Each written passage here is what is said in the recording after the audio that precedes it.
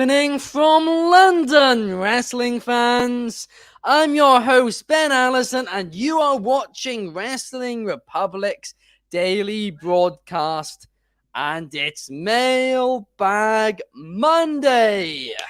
On a day where the Tribal Chief will return to Monday Night Raw, where the American Nightmare will be waiting in the wings as he attempts to make his American dream come true.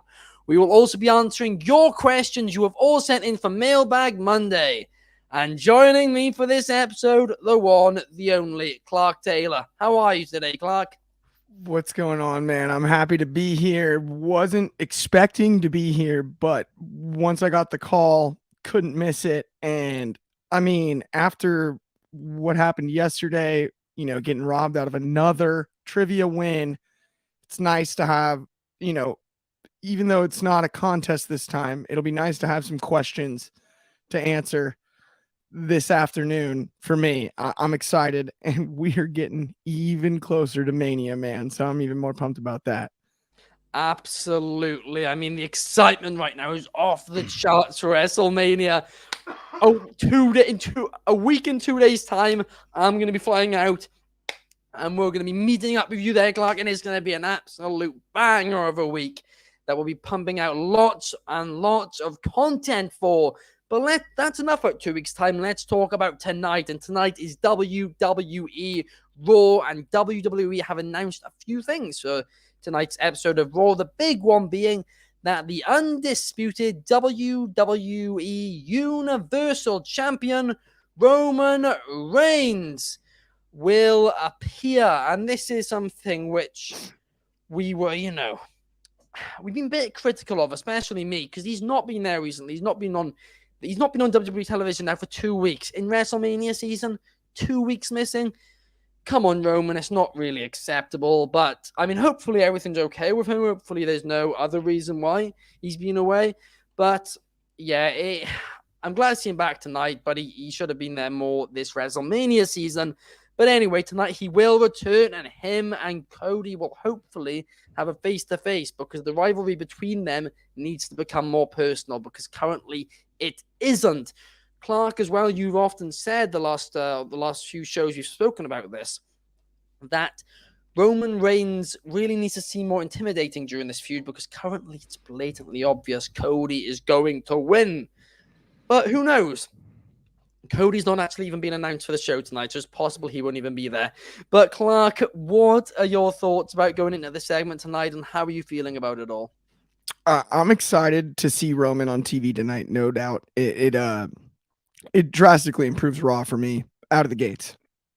What I want to see the most, though, from Reigns, and I think it is the most logical way to quickly reestablish how dangerous he is it's a move he hasn't used in a while, right? But the guillotine choke that he was using at the beginning of this run with the Bloodline, I would love to see him lock that up, whether it be on Cody Rhodes or someone else, and not let go and choke him unconscious and really, really reestablish that move almost, and how dangerous it is. Because I think a moment where maybe Cody gets caught in the guillotine late Sunday evening, the pop on the escape, maybe a foot on the rope, whatever the tactical move is to escape the submission, that's something that would, in my eyes, improve the babyface heel dynamic in that match, in the sense that Cody having to overcome the fear of, almost not quite to the extent of the hurt lock, but that guillotine was dangerous. People didn't escape it, right? I think McIntyre is the only one he got to the ropes at Survivor Series that escaped it when he was using it, and then he kind of went away from it. And you're muted, Ben, by the way. But yeah, sorry, yeah, I think so, yeah. Yeah, I believe McIntyre is the only one to escape it, and that is a move, I think, for this match between those two that needs to be featured and needs to be important, because we know he's not going to put him away with a Superman punch. He might cut him in half with multiple spears and do that, but the threat of the choke because size-wise, Yeah. if you get caught in that, Roman visually, it's a scary thing, and that immediately, I think, I hate to keep using reestablishes, but Yeah, right, it's a good word.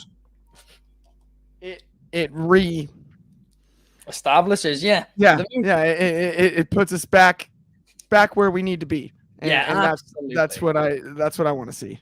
Yeah, I completely agree with you there. We need to see something like that. Just Roman getting. I mean, people are going to complain when it happens, saying, "Oh, they made Cody look weak." I'm sorry, but Cody's been out here just winning left, right, and center.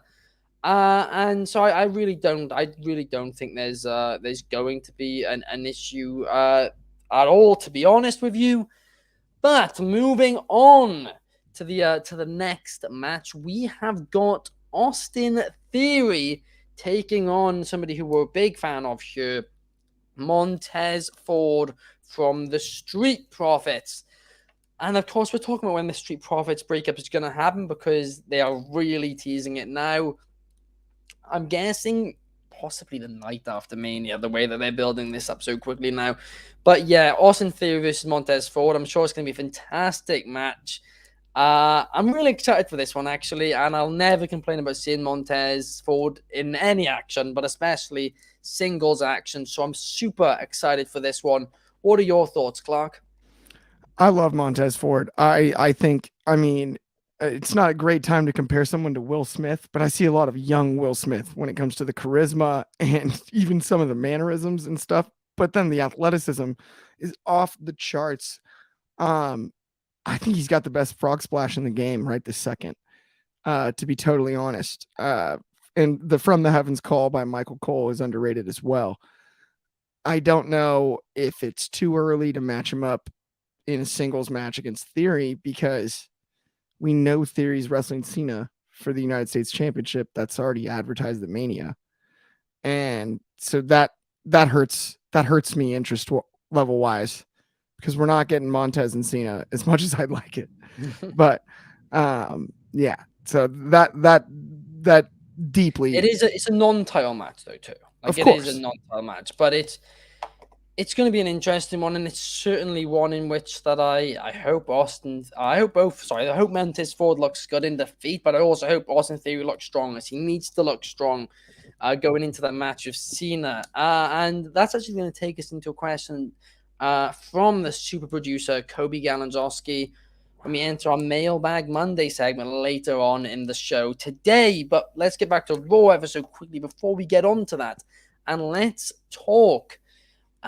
Bianca Belair will team up with her WrestleMania challenger, Asuka, to face Chelsea Green and Carmella tonight.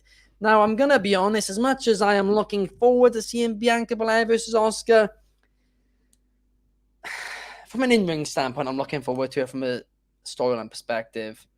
There's nothing there for me right now. There really isn't. I don't understand why they keep having them team up and all that. I guess it's to create tension or whatever between them, but I'm not really buying it.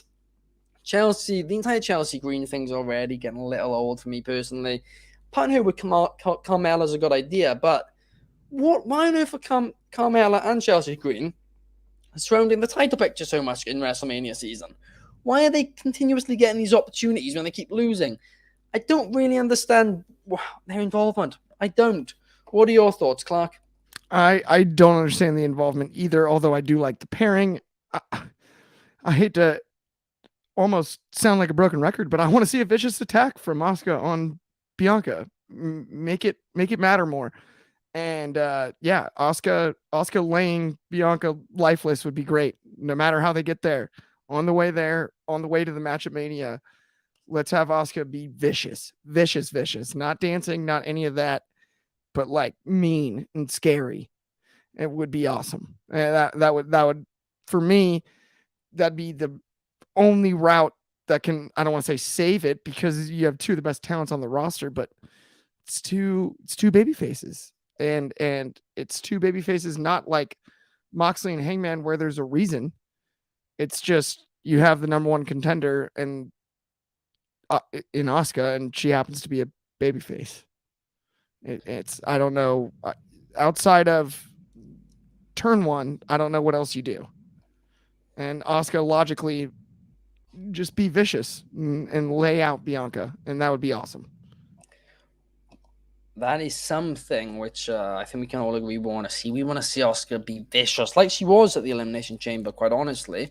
Since she's returned at the Royal Rumble, she has looked and seemed vicious the entire time. So, yeah, I do agree with you there. And now moving on to the last talking point for tonight's episode of WWE Raw. Logan Paul will host an episode of Impulsive live on Monday Night Raw. Now, this isn't actually an episode of Impulsive.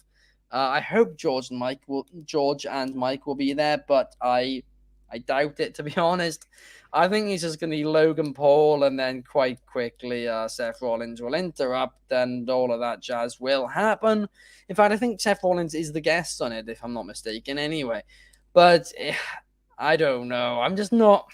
I'm not too invested in this storyline, to be completely honest. Although Seth Rollins is doing an absolute tremendous, in the words of Anthony Ricciardi, job at this moment in time of trying to build it up and really get Logan Paul try and get this feud over with the fans. Really, as I said before, I'm sure it'll be a great match, but I just still feel Seth deserves better. But in terms of this segment tonight, yeah, I'm not looking forward to it too much, but hopefully they continue to build the hype, and hopefully it brings more eyes to WWE. That's all I've really got to say. What about you, Clark? Yeah, I don't know, man. It's tough for me. I'd love to see Mike and George there. Doubt it. Seth Rollins just isn't a babyface in my eyes. He's just not. He's not a good guy. Yeah, I don't want to root for him. I want to root against him, and I want him to be calling shots, maybe leading a group would be cool. Like when he had the disciples and whatnot. But yeah, he's such a great heel and can be so slimy and so calculated, almost a little bit of the ultimate opportunist that you saw in Edge back during the Rated R Superstar era, and the 06, 07, 08 run, even all the way through Vicky Guerrero and the majors and everything. I see a little bit of that in him, and I even see a little bit of like Triple H, the cerebral assassin type thinker. But what I don't see is like babyface, other than just chanting the song. And as great as the work is that he's doing, I just feel like he needs to be put in a position to be more important and be more dangerous. Yeah, no, I do completely get that. I mean, post WrestleMania, what would you say WWE should do with Seth Rollins? Do you think that perhaps it is time to push him in the main event title picture again and reignite that feud between Cody and Seth? Or do you think there's a chance that could result in the fans turning on Cody because of how over Seth currently is? I think Seth needs to take one of the belts off Cody. Would be awesome. But I don't see that being what they do. I think once they split the belts, then that's when if he is going to be worked back into the world title picture, that would be when it'll happen, around maybe not quite SummerSlam, a little after that. I would say. Yeah. No, I think SummerSlam is probably when the titles get split. Yeah. But I don't know how they get there. It might be Brock. Might be Brock turning heel. Well, Brock's contract's up. Right. It's already, Brock confirmed that he'd signed many match deal with WWE, right, and that this is the last match. So we know for a fact Brock's contract's up. Now the question is, will he sign there's the Ngannou whispers. Yeah, that's the thing. Yeah. There's a lot of rumors that he could be returning to mixed martial arts. So I don't think he can pass a drug test. To be honest, that's my personal opinion. I think it's fun to tease, and I think he'll run up the price for WWE and then eventually resign with the WWE. That's my call. That would be certainly interesting, and if so, then perhaps you could be bang on right. But here's the thing with Cody Rhodes, right? He has said that he wants to work a Ric Flair-like champion schedule if he does win the championships, which is gonna be crazy. Very, very different to Roman Reigns. However, would also likely mean the fans are going to turn on him fast, I think, because he'll be on nearly every episode and he'll be winning nearly every episode. So it's not a good look. We know that in this day and age, if a face continues to win over and over and over and over again, fans turn on them. But do you think Cody could be an exception? No. No, I mean, it no, happened in he AEW. wasn't an exception in AEW. Yeah. No. But is that because the AEW fan base is toxic? I'm joking. No, actually, what I think is interesting though is because I think the AEW fan base is also like a percentage of the WWE fan base, and that's kind of the brilliance of what the decision that Cody made. Yeah. But my fear is that Cody gets in these places where he gets really excited about what's going on when things are going well, and he doesn't consider maintaining the proper babyface heat, and that's where he can turn into the tweener. And then it turns into he's getting boos. And I'm afraid that this is one of those things where just telling the story and just fulfilling Dusty's legacy isn't enough. It's not, because that moment will be great, but whatever's next, it's really quick. And the aesthetic isn't a guy that is a super underdog. It doesn't feel like Daniel Bryan at WrestleMania 30. It doesn't feel like Kofi Kingston. Doesn't feel like Sami Zayn. It doesn't feel like Sami Zayn. And that's my biggest...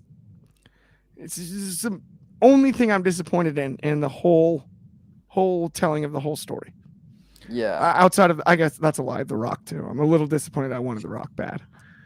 I wanted that bad, too. That would have been awesome to see. Although... amazing.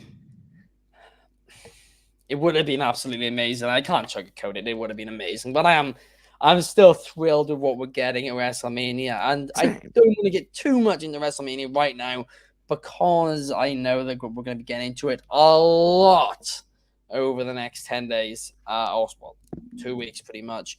Because once we're in LA, we're going to be talking about it. You can be sure about that as well. But let's move on, guys, to Mailbag Monday, where we answer your questions submitted via the Instagram story. So you guys have submitted a lot of questions today, but firstly, I actually want to get a question answered sent in by one of our own. And you might be asking who that one is. It is the one, the only Anthony Ricciardi. Shout out to him. And he is asking, what do we think is going to be the future of the Bloodline after WrestleMania?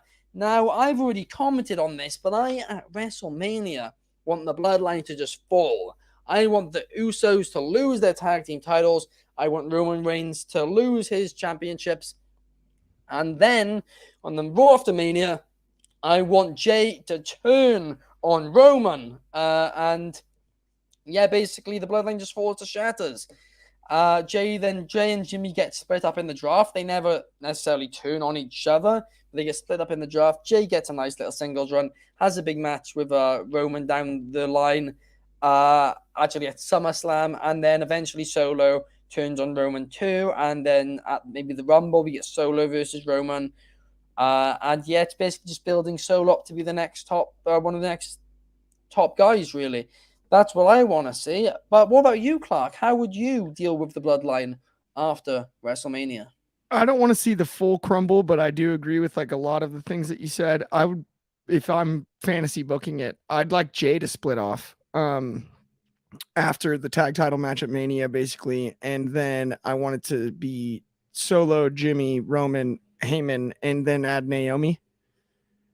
I think logically makes sense there. And Jay, you can split him in the draft so he doesn't have to feud with them right away. Or maybe you actually leave him on the roster and that's the direct feud is Jay and the entire Bloodline. And then from there, I'm looking at Jay Roman essentially as like a number one contenders match. If you're going to put, if Roman's going to be gone for a short time, then you can build to Jay Roman at SummerSlam for a number one contenders match. And next thing you know, Jey Uso or Roman Reigns again is in line for whichever of the two titles is being split off of Cody Rhodes, because I think that needs to be addressed before I can even figure out what I want to do with the bloodline post Mania. It was one thing for Roman Reigns to carry both belts, and Cody Rhodes deserves this moment, but we keep saying moment. No one's saying he deserves a two title undisputed title long run similar to what we just had with Reigns, and that's something I just don't want to see or need to see. It wouldn't make sense, and so I think they need to get one of the two titles off of Cody as quickly as they can after Mania, and that's from there. It's going to be easier in my eyes to figure out what to do with the rest of the bloodline. Yeah, I mean, that is the issue which we're currently discussing about. Is it's a difficult one to be, because they need to get the not title off Cody. They need to get one of the titles off Cody. Now, there's quite a few ways that they can go about this. I honestly still think that maybe Cody, I think Anthony was the one who mentioned this. I think, I might be wrong. But perhaps Cody vacates one of the Universal Championship or whatever the night after Mania, because that's a way to not make Cody look weak. My thought process is, if he defends them both on the same night and he wins one and then he loses the other, I wouldn't look as weak. There's still then question marks about it, whatever. USA might be unhappy that their champion and lost to their champion, seems a bit weaker now. But then again, Survivor Series, they've done the exact same thing for years, so it's not like they've not done it before. I know that to be more of an excuse this time, but they do need to, in some way, shape, or form, get it off Cody. Another option is that they introduce a new title and Cody merges the existing ones. However, the issue with that is Cody introducing a title would have made a lot of sense. Somebody else introducing it, I don't really know. Unless, I mean, it could just be Adam Pearce decides. But they need a harder brand split, basically, if they are going to split up these championships. And I do think that is actually what's best for business, to be brutally honest here. An idea, Ben, that could be fun is, and I've kind of mentioned it before, and it doesn't quite have the same weight it did before, but, Cody's talked about the WWE being the one that's so valuable to him. It might be interesting to have Rollins take that off him the Raw after Mania.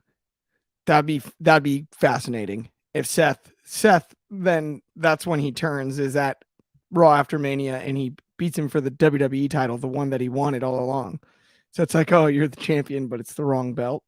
That'd be kind of, yeah. And then you can build to another match between those two once you take both belts off of them, because you can still maintain the rivalry, I think.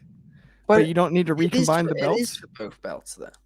No. You have Seth on Monday challenge and beat Cody. Yeah. And win just the WWE belt. Yeah. And take the one that he really wanted, and then go to the other brand, and then you build towards them wrestling again, but along the way they both lose their respective. They don't need to. Okay. Right. I do get. Yeah, I get. Does that make sense? I do get it. That way you're keeping the belts separate. I'm going to be honest. I don't really know how I feel about that. The only other thing is Universal look weaker. Everyone talks about like this great Cody Seth rivalry. He's 0-3.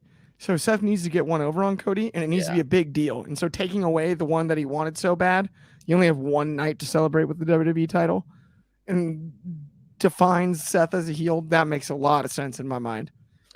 It's a great idea, but the issue is, unless the WWE Championship is going to Fox, I don't think Fox would have their champion lose to the USA Network champion.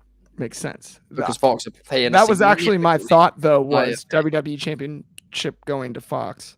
Yeah, they can make the Universal red again. What, or make a new design.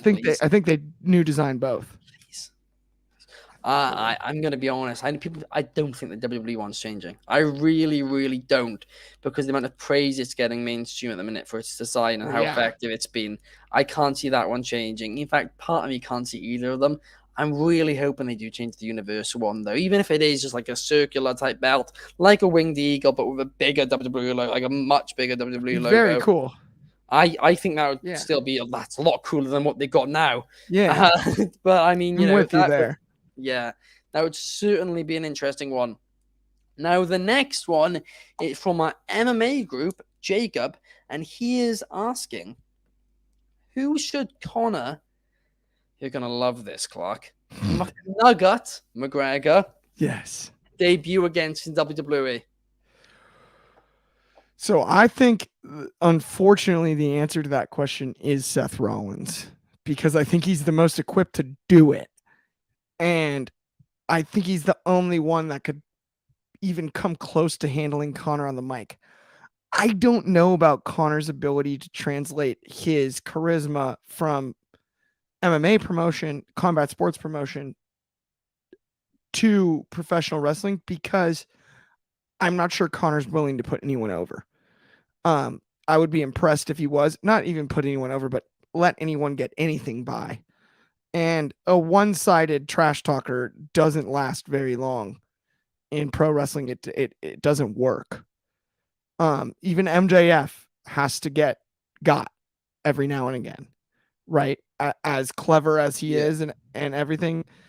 And so Rollins is the only guy I can think of in WWE that could stand toe to toe with him on the mic and at least protect himself enough to not be buried. And size and athleticism wise, I think he could carry the match. I don't know outside of Seth who I would pick, other than maybe it would be interesting if he went after like a bigger guy.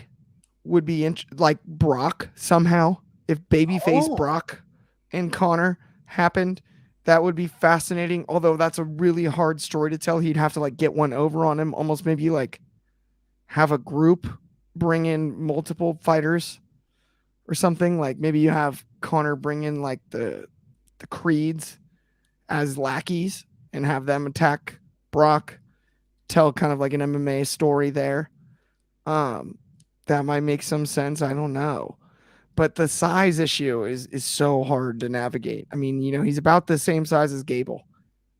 Chad Gable, not Gable Stevenson. Chad Gable. I mean, you made a great point there. And I mean, Conor McGregor versus Brock Lesnar would sell so many events, right? So many subscriptions, whatever you want to call it. That would be huge. One of the biggest matches WWE have ever done. But the issue is, I don't think either of them would want to lose. In fact, I think both of them would refuse to lose, which is where I'm like, I don't think I can see this one happening. I don't think they'd agree to it. I'm with you on that. I was just trying to spitball there, because outside of Seth Rollins, I don't know who you could match him. Maybe somehow The Miz, if you really thought you were going to have a babyface Conor. But I have a weird feeling that Conor might get turned on by WWE fans. Turned on, yes. But I think for his first initially he'll be a babyface. I think The Miz is a good one to bring him in against. Yeah. But I feel like, not even long term, I think they're going to turn on him quickly like Ronda, even though I think he's much better on the mic than Ronda. But even still, I think it's fascinating because he's obviously not in WWE, but Adam Cole would be a guy who could really handle a situation like that well. That would be, I mean, it's not a choice, right? Now we're fantasy booking. Yeah. But Adam Cole, I think, because of what he could do to make it the way he made Pat McAfee look in the ring was sublime. And I think not that Pat and Conor have similar personalities, but they have similar levels of charisma. Yeah. Adam knows how to navigate those waters. I think that's obviously it's not a choice, but he would be fantasy wise who I think could make it the best. Yeah. I really think he could put on something special with Conor. Oh, I'm actually, you kind of sold me on that now. But the next question I want to answer is this, right? Jose99 has sent in a really good question.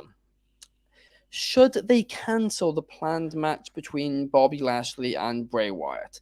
Now, so far we haven't mentioned about this Bray Wyatt, thing on the daily broadcast, and that's been very deliberate. Bray Wyatt, of course, hasn't been on WWE television lately. The wrestling dirt sheets made up a completely fabricated false lie that there was creative issues. There were not creative issues. In fact, so much so that the journalist who's in charge of that other journalist came out and said it was false.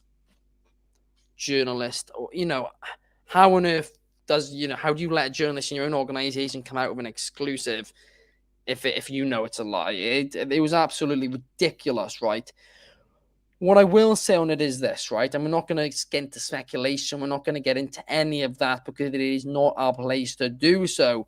But somebody close to Bray Wyatt, when I spoke to them about this, was very upset. A lot of the rumors which were surrounding Bray, and said that it's got nothing to do with any of that. And they were very upset. So take that as you will about why they were upset and it's linked or whatever.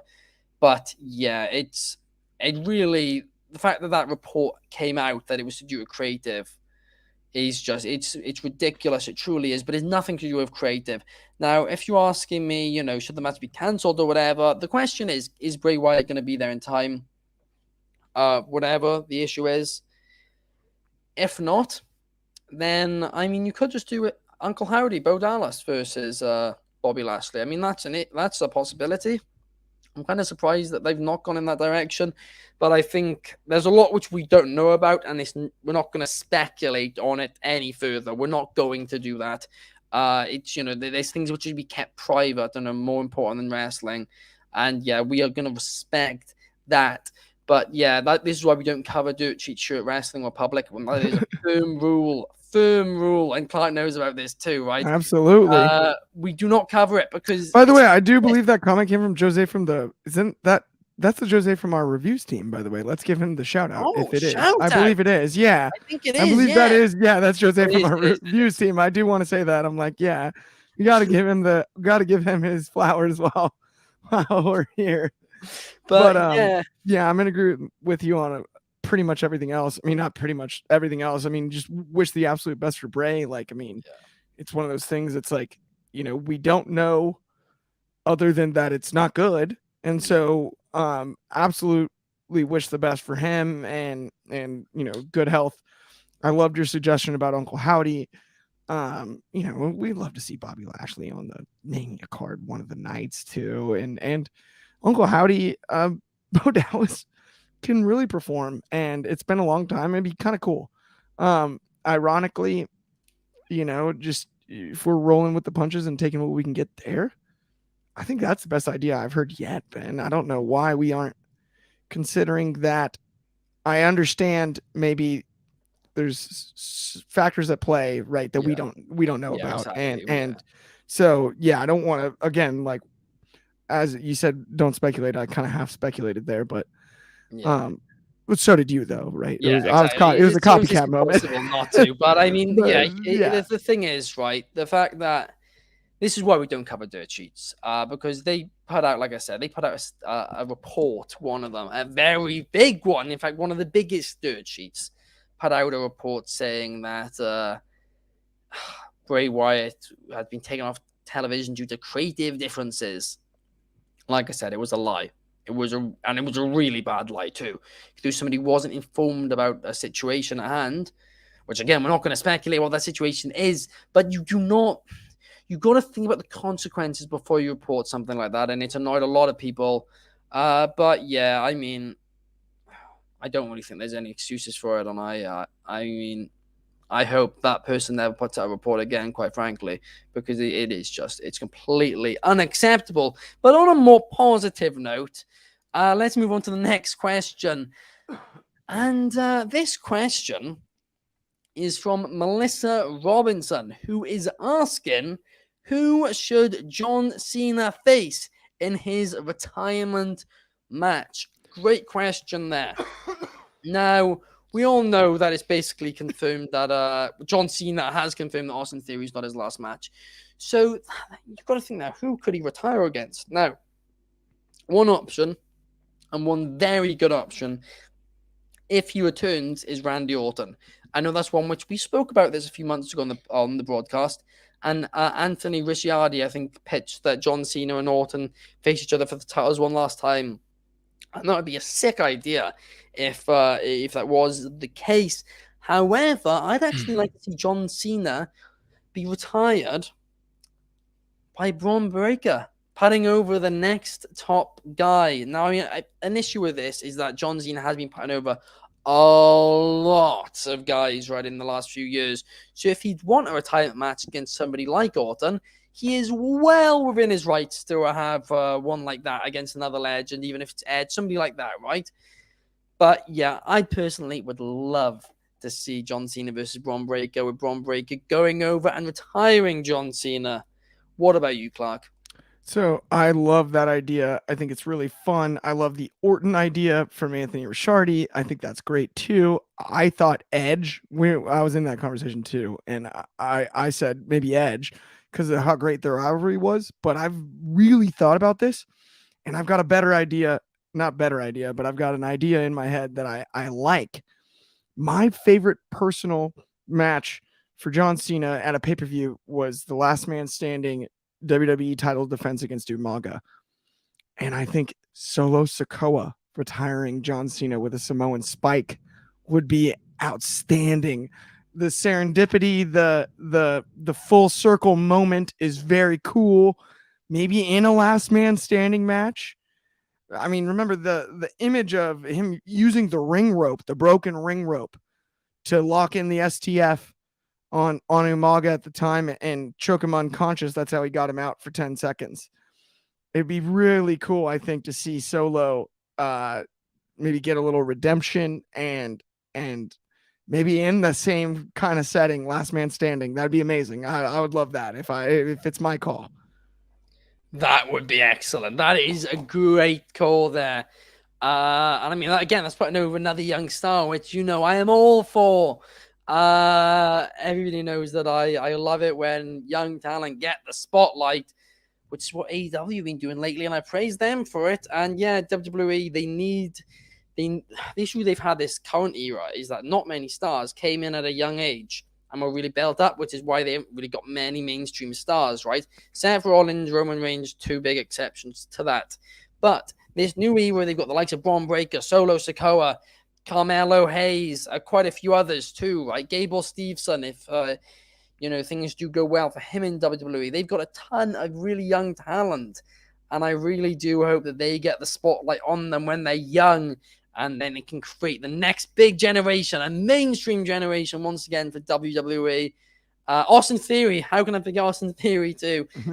So yeah, it would be absolutely fantastic. Now, the last question of the day, which we are going to answer, is from Kobe Galanzowski, actually. Shout out to producer Kobe. And he is asking us, are the WWE in a pickle if Austin Theory beats John Cena? Do they have someone to then beat him? And my very simple answer to this question is no. I don't think they are in a pickle at all, because Austin Theory could slightly cheat to beat John Cena, whatever, right? But there's tons of people who can beat Austin Theory, and Austin Theory is young. He can take a loss. Now, definitely not right away. Definitely not right away, and definitely not in just a throwaway match, right? You want to build something here and have him have a decent title reign with the United States Championship. But just because he beats Cena, I don't think that makes him unstoppable, really. I think there's still tons of names who could potentially take the title off him.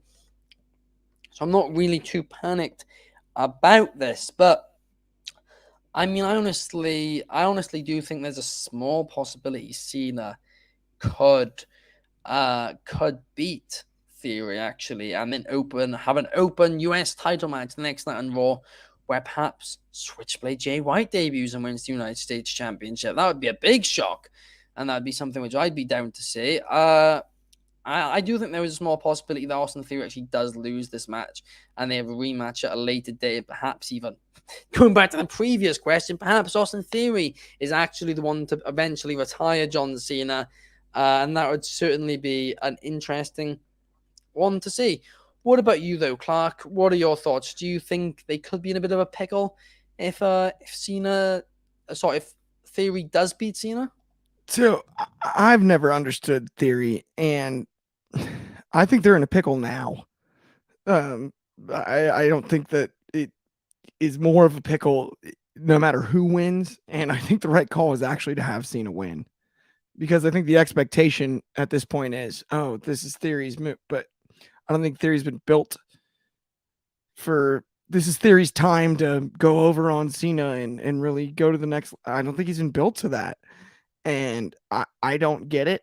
He's a guy in generic trunks that's a good looking young kid. And he's got like a pretty average move set with a finisher that looks somewhat similar to John Cena's. And it's A-Town down. I don't know. He's not even from Atlanta, is he? Is he from Georgia? I don't know.